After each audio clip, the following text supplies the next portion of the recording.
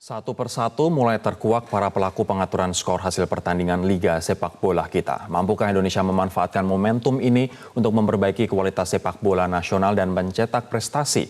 Dan untuk membahasnya sudah ada di studio pengamat olahraga dan juga wartawan senior Budiarto Sambasi. Mas Bas, selamat pagi. Selamat pagi, Rory. Dan juga dari Surabaya, Kepala Biro Penerangan Masyarakat Divisi Humas Polri, Brigjen Pol Dedi Prasetyo. Pak Dedi, selamat pagi Pak. Selamat pagi Mas.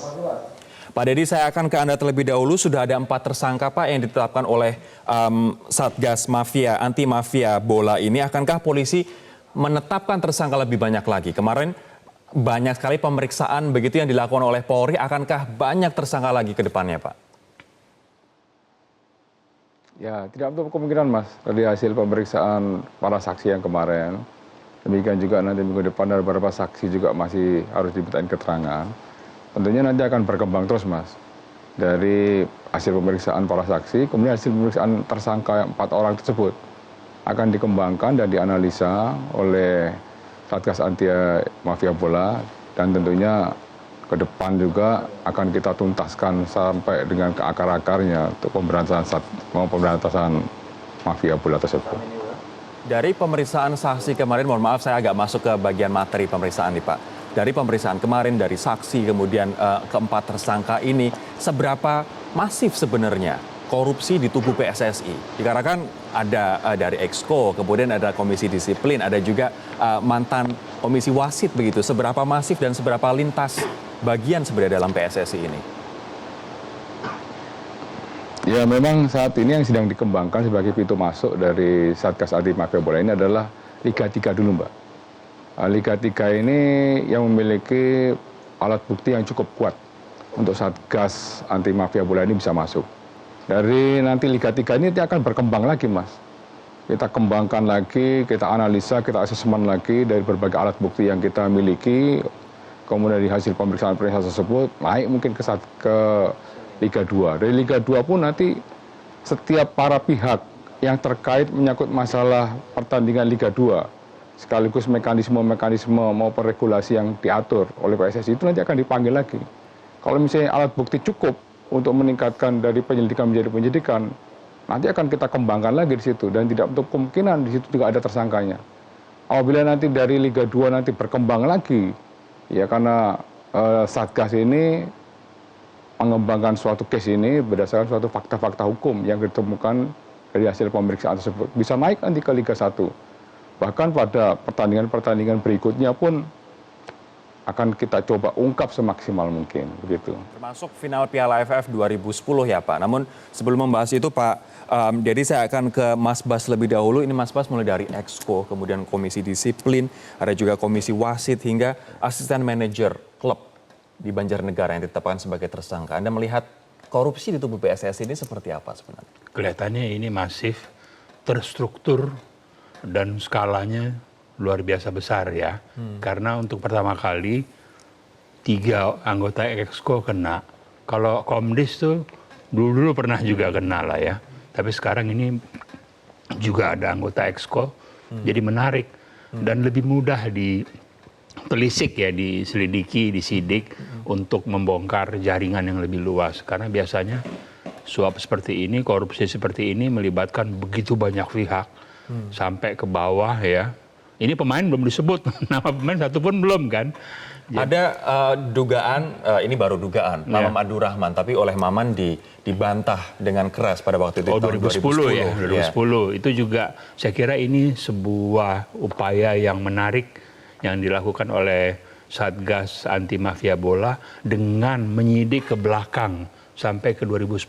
Karena waktu itu memang santer sekali isu tentang timnas kita disogok oleh Bandar untuk kalah dari Malaysia 0-3 di Kuala Lumpur. Betul. Final Piala AFF. Tapi Mas, terkait dengan dugaan keterlibatan orang-orang, itu artinya tidak hanya pejabat-pejabat PSSI saja, bahkan pemain juga bisa saja ikut terlibat. Pemain Liga 2-3 belum kelihatan, belum terdengar kan ini kan sejauh ini ya. Baru pemain-pemain yang dulu 2010.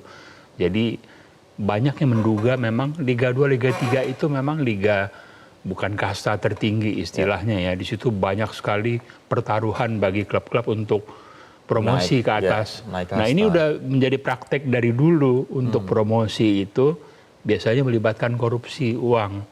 Yaitu bisa pengurus PSSI, bisa pemilik klub, bisa pengurus klub, bisa pemain, bisa pelatih, bahkan wasit. Ya, jadi memang saya hanya berharap semoga nggak ada korupsi di Liga 1.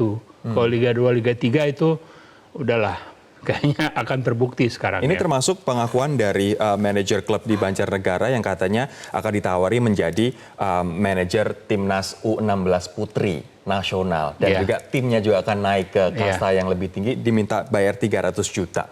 Apakah praktek-praktek seperti itu Pak Dedi, diminta uang 300 juta, diminta uang 500 juta untuk memenangkan pertandingan misalnya, untuk mendapatkan jatah tuan rumah, untuk naik kasta, ini adalah modus-modus operandi yang sering dilakukan Pak? Ya betul Mas, jadi praktek-praktek secara sistematis seperti itu di Liga 3 itu sudah bisa di-mapping dari hasil pemeriksaan para saksi dan tersangka. Memang sistem yang dimainkan seperti itu Mas, jadi ratusan juta lah untuk bermain di Liga 3. Apabila nanti untuk naik grade-nya ke Liga 2 itu sampai membutuhkan miliaran Mas, untuk klub atau tim itu naik kasta seperti itu. Untuk memenangkan pertandingan satu saja Pak, misalnya antara klub di divisi 3 atau divisi 2, butuh uang berapa Pak? 100 sampai 200 juta lah Mas, kira-kira seperti itu Mas. 100 sampai 200 juta. Ada juga pengakuan dari salah satu wali kota yang mengatakan bahwa dia diminta 500 juta untuk menjadi tuan rumah, dan Anda tadi mengatakan untuk naik kasta ini butuh bermiliar-miliar rupiah Pak. Ya, betul seperti itu Mas.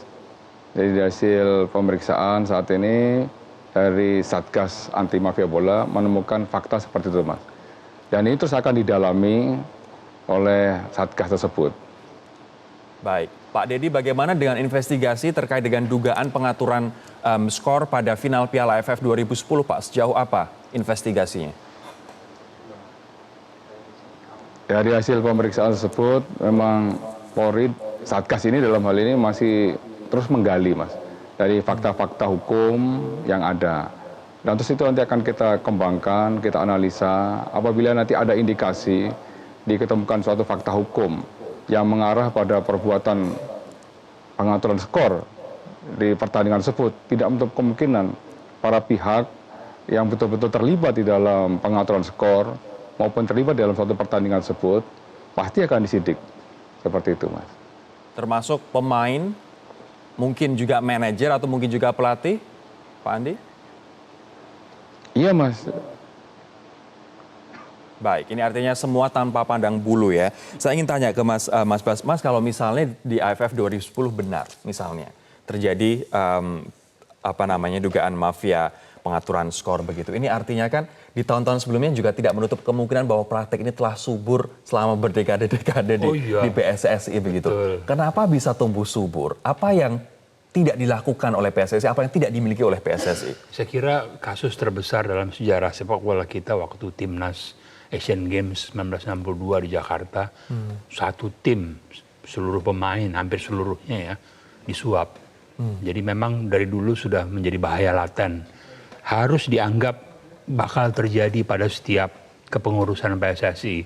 Masalahnya adalah seberapa besar tekad dari PSSI untuk memberantas judi, korupsi dalam sepak bola. Itu yang agak berbeda-beda. Kalau kita ingat ke belakang lagi, memang Bang Ali dulu, Ketua Umum PSSI, beliau yang paling gigih ya, membasmi suap korupsi di sepak bola kita. Banyak yang sampai masuk ke pengadilan, di penjara. Ini artinya sebenarnya ketegasan Ketua Umum PSSI itu sangat diperlukan. poin saya itu. Apakah kalau selama sekarang ini Ketua saya Umum melihat PSSI melindungi Mas? Nah, sekarang saya lihat bukan melindungi. Sepertinya PSSI tidak dalam kondisi, menyadari ini kondisi krisis. Jadi krisis itu harusnya dibangun supaya bersama-sama dengan pihak-pihak lain, kepolisian, DPR, Kemenpora, publik, media massa, untuk sama-sama membasmi korupsi. Tapi Pak Joko Driono, Wakil Ketua Umum, mengatakan bahwa PSSI tidak memiliki wewenang untuk menghukum mereka. Nggak bisa, harusnya ada. Ya Komdis saja dulu lah. Tapi kondisi aja juga ketangkep, Mas. Makanya itu dia, ini sudah membuat kita geleng-geleng kepala.